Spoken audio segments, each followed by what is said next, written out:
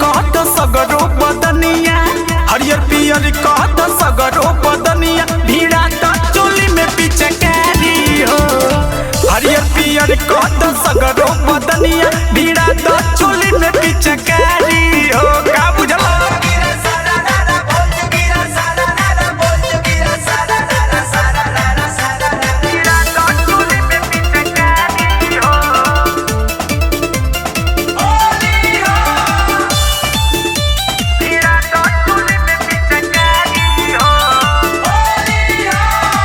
करिए नी हो राना माने के बतिया, अवल के रंगवा ललका हो।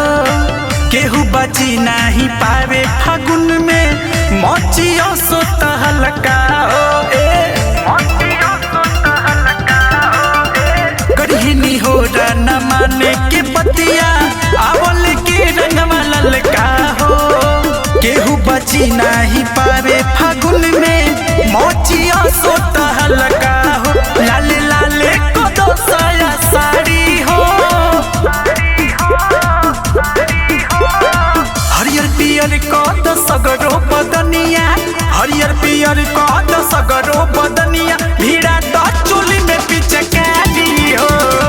हरियर पियर कद सगरो बदनिया, भीड़ा त चोली में पिचकारी हो। का बुझला?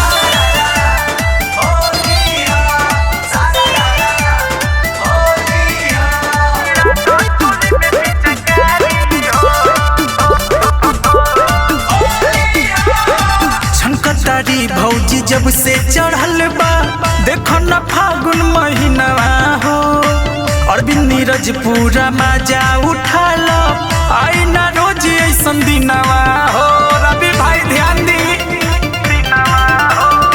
छनकतारी भौजी जब से चढ़ल बा, देखो न फागुन महीनवा हो।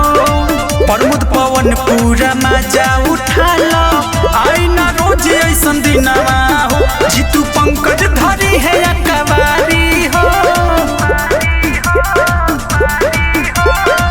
हरियर पियर कहत सगरो बदनिया, हरियर पियर कहत सगरो बदनिया, भीड़ा त चोली में पिचकारी हो।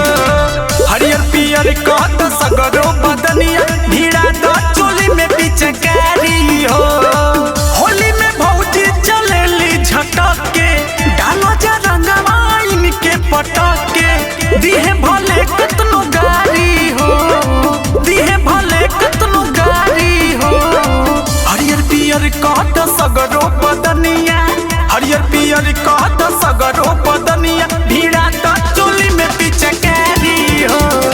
हरियर पियर कहत सगरो बदनिया, भीड़ा त चोली में पिचकारी